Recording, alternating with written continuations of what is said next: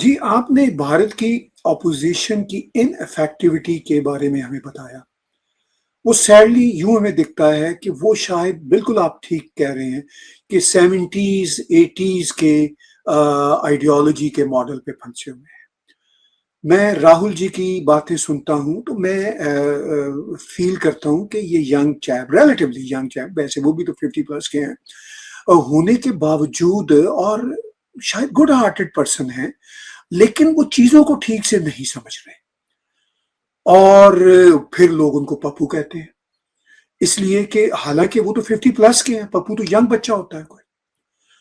तो मुझे अफ़सोस होता है, मैं सोचता हूँ कि ये भारत की डेमोक्रेसी के लिए अच्छा साइन नहीं है। अखिलेश यादव जी को मैं देखता हूँ, सीज़न्ड पॉलिटिशियन है और सब कुछ है, मगर वो भी मॉडर्न पल्स को नहीं समझ रहे। अभी ये जब आप ही के अमेरिका से, चूँकि अमेरिका को मैं अपना देश भी समझता हूँ इसलिए कि अमेरिका, कनाडा एक ही है। यहाँ से बच्चा गया अभिजीत दिपके, इसने ऐलान किया कॉकरोच जनता पार्टी का, तो मैंने इसकी शुरू की स्पीचेज़ सुनी, तो मैं इम्प्रेस ना हो सका। मुझे कोई उसमें विज़न नज़र नहीं आया।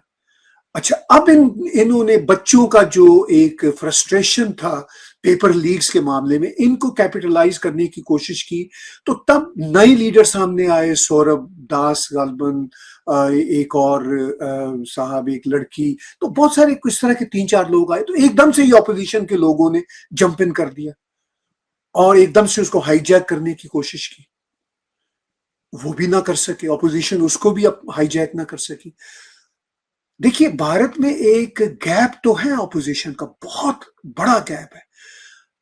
आपने कॉकरोच जनता पार्टी की बात की, ये लगा हमें 2-3 रोज कि शायद ये ऑपोजिशन बन जाए, लेकिन वो भी मुझे बनते नजर नहीं आ रहे। तो ये फिर यूथ का भारत की पॉलिटिक्स में जो फ्यूचर है, वो आपको क्या बीजेपी के साथ ही शामिल होने में दिखता है या अलग से भी कोई इनकी एस्पिरेशंस हैं या कोई इनका अपना विजन है? इसमें विजन बहुत इंपॉर्टेंट है शब्द।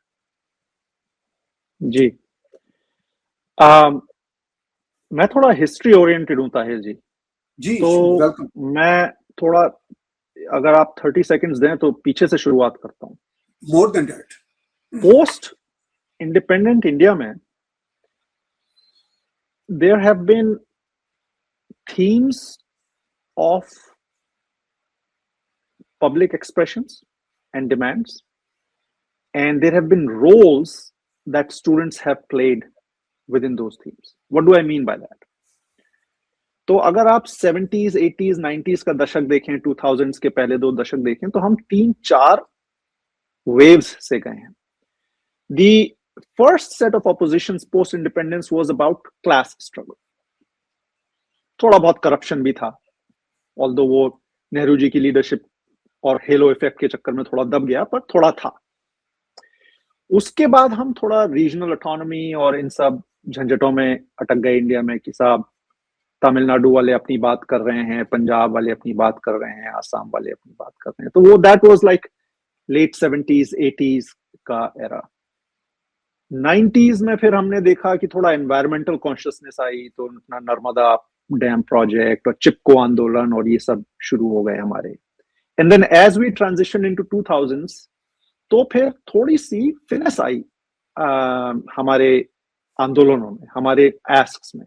It was not as much about class struggle as it was about gender struggle, as it was crime on women, as it was on issues such as Mandal and reservation and so on and so forth. और अगर हम पिछले हाल फिलहाल के 15-20 साल देखें तो हमारा वो पैटर्न स्विच हो गया थोड़ा सा कॉन्स्टिट्यूशनल चीजों की तरफ, CAA and this and that. इस सब में ये, अगर आप एक दो छोड़ दीजिए, इसमें से चिपको को छोड़ दीजिए फॉर एग्जांपल, और मेरे ख्याल से नर्मदा वाले आंदोलन को आप छोड़ दीजिए, हर मूवमेंट में यूथ का एक किरदार रहा है. फर्क बस ये हुआ है कि पोस्ट इंडिपेंडेंस यूथ एक इंपॉर्टेंट कॉन्स्टिट्यूएंसी था, पर शायद ऑर्गेनाइजर नहीं था. और वो 70 के दशक तक, 80 के दशक तक आते आते थोड़ा सा चेंज हुआ और यूथ ऑर्गेनाइजर बन गया, and this is how parties started in India. लेकिन पिछले 20-25 साल में हम देख रहे हैं कि यूथ एम्पलीफायर बन गया है और उसमें टेक्नोलॉजी का बहुत बड़ा रोल है। तो नॉट ओनली यूथ एम्पलीफायर बन गया है, बट यूथ अब कनेक्टर भी बन गया है बाहर के देशों से, बाहर के देश की राजनीति से, बाहर के सिस्टम से। तो आपने दीपके का नाम लिया, बड़ी अफवाह है इनके बारे में कि साहब इनको हिंदुस्तान भेजा गया है और इनका अपना अलग एजेंडा था। नीट तो एक अपॉर्चुनिटी थी बस जिसने दरवाजा खोला इनके लिए। ये सब सही है, लेकिन जहां तक ये सब सही हो सकता है, लेकिन जहां तक मुझे लगता है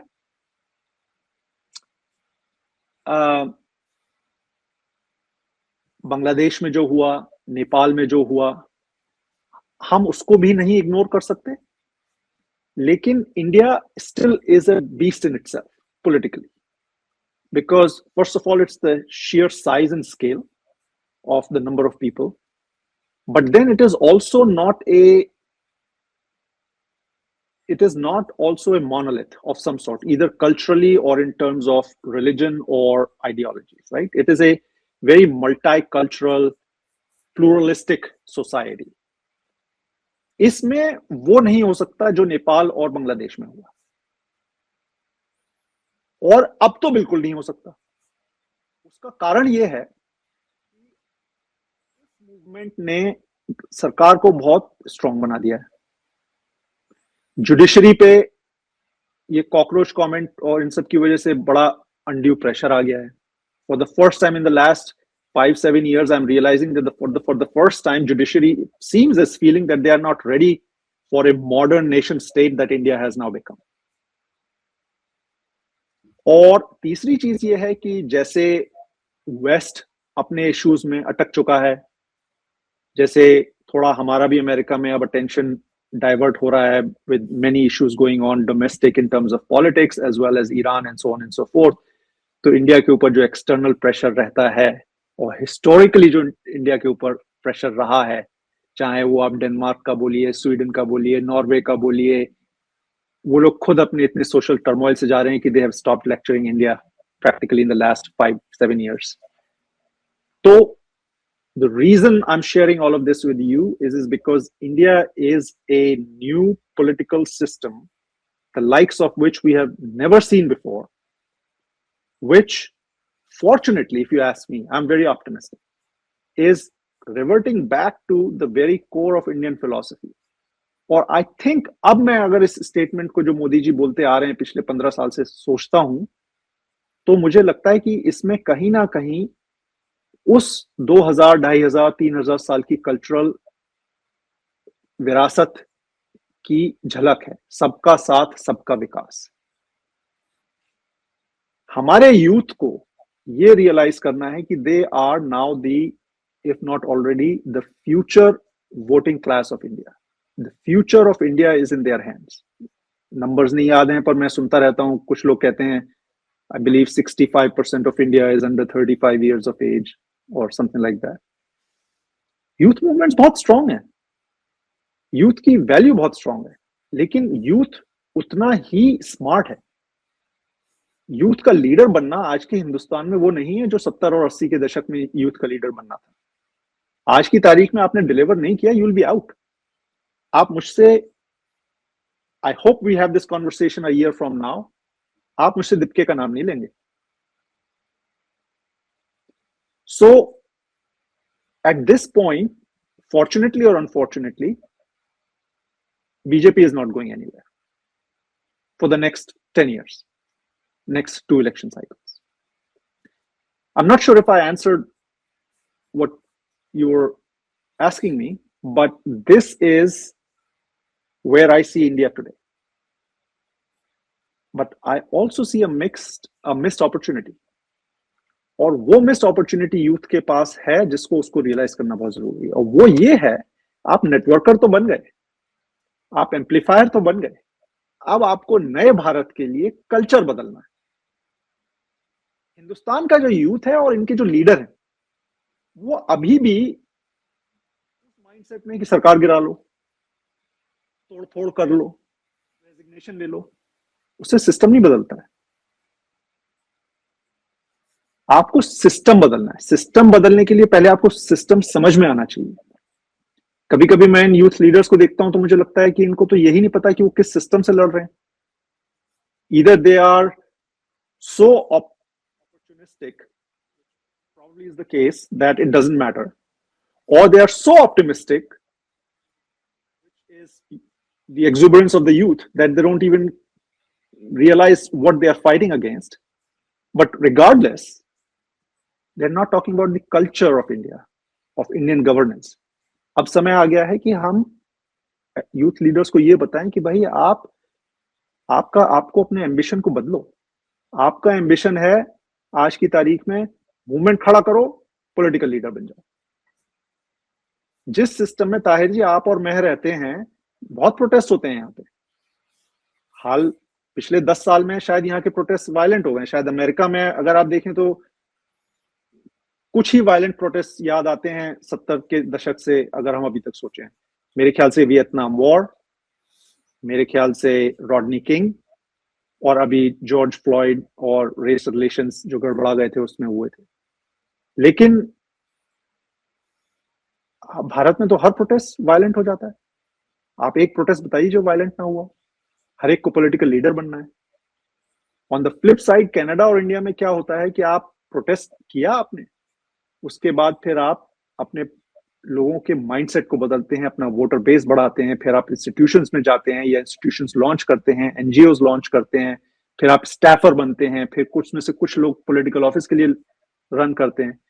पर this idea that you have to work long term towards the change does not exist in Indian political leadership mindset. उन सब ने कल मंत्री बनना है, उन सब ने कल प्राइम मिनिस्टर को गिराना है और खुद नेता बनना है। ये मिस्ड अपॉर्चुनिटी है इंडिया में, और इसीलिए कुछ नहीं बदलेगा।